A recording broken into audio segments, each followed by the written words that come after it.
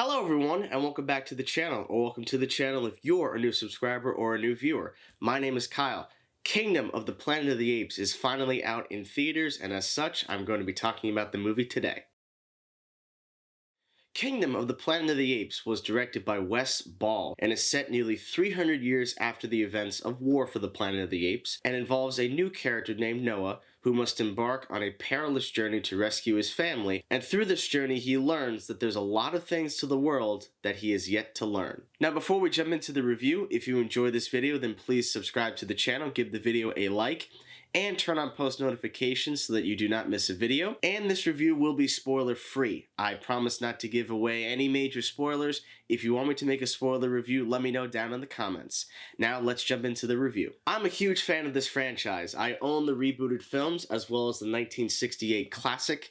The Planet of the Apes franchise is a very special one. They are considered action movies, but I don't really think that way. They're great stories with incredible social commentary, especially with mankind's destruction and the idea of, well, those who do not know or understand history are doomed to repeat it. And that is a perfect way to describe Kingdom of the Planet of the Apes, because a lot of those symbols and motifs are directly personified in this film. Now, at first glance, when I heard there was going to be another one of these movies to come out, my first thought was, it seemed like a bit of a cash grab, and after so many odd years, they got to keep cranking out these films in order to still keep the rights. But fortunately, I feel for this movie, they did a great job of expanding on the franchise and the potential to see what's even further down the line. And right off the bat, one of the things that I'm sure every reviewer talks about, but it has to be discussed, is the visual effects. I still think the rebooted Planet of the Apes trilogy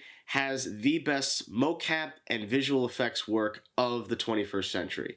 I think those movies still look absolutely marvelous. And this movie maintains that great detail. It's so realistic, you're asking yourself, where's the reality and where's the fantasy? I believe it was a very intentional choice and a wise choice to set the film a couple hundred years after the events of the previous movie. It allows the audience to ask a ton of questions and for the filmmakers to try to answer some of them, but to purposefully withhold some of that information. Now, for those of you that want to see an action movie, you are going to get plenty of that here. And all of the action sequences are directed extremely well. There's a great sense of grit to them.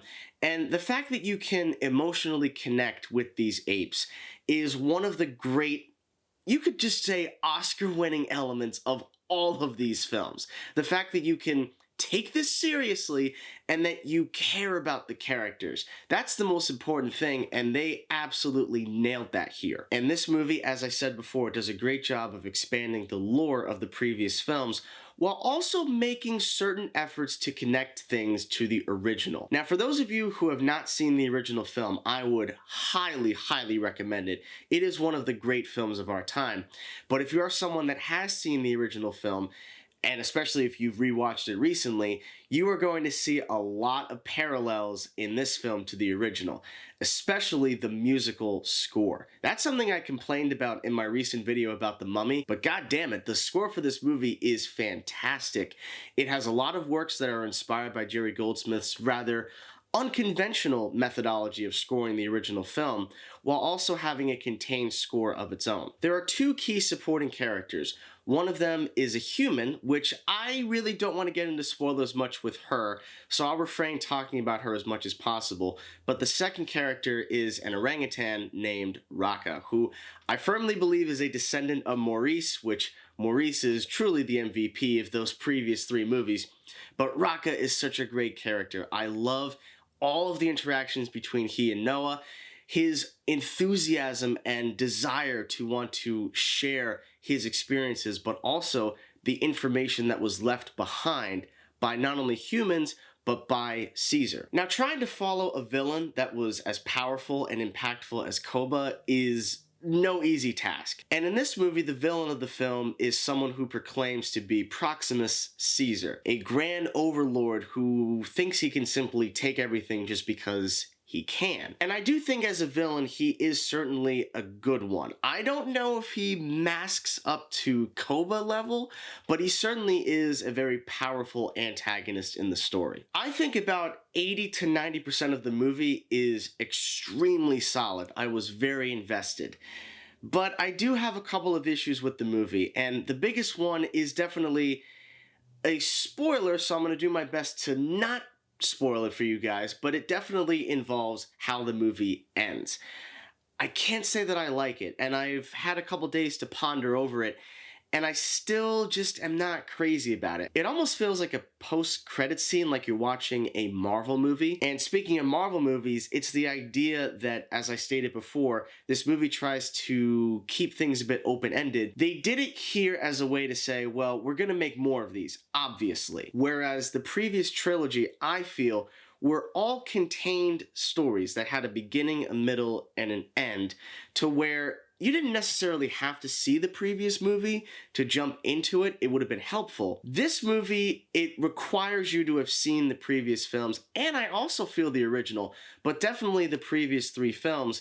And the sense of ambiguity here is less about it being a contained story and more of, well, we're just going to make more of these. I also feel that during the second act of the movie, the pacing drags ever so slightly with the introduction of a different character. That's the only way I'm going to describe it without spoiling anything, because I didn't know that a specific person was in the film. Now, for those of you who have seen the film and are listening up until this point, I'm gonna say one word, and I think it's something we can all agree on, and that is security. You're going to get a full experience watching this film, from the story, the action, the characters, and the drama. My biggest issues with the movie definitely revolve the ending, the final 10%. I just feel the way it's edited was very off-putting for me, and maybe it's just a first viewing problem. What I love about this franchise is that it's more than meets the eye. It's more than surface level material. They always have me thinking, and I think they have a lot of other people thinking, and I think that's why these movies have lasted as long as they did. And that's why they're still impactful with our pop culture today, and the idea of trying not to recreate the same mistakes. This is a solid entry and a good continuation in the rebooted Planet of the Apes franchise that does leave me excited for where they're going to go. It definitely has a lot of questions that are deliberately unanswered, and some of them work very well, and others just simply don't for me, but you guys might enjoy that aspect of it more. I'm gonna give Kingdom a B+. I open it up to you guys. What did you think of Kingdom of the Planet of the Apes if you've already seen it? Did you like it more than I did? Are you somebody who disliked the movie? I'd like to know your thoughts, so please put them in the comment section below. Do not forget to subscribe to the channel and give the video a like. And check out all the links to my social media pages in the description box below.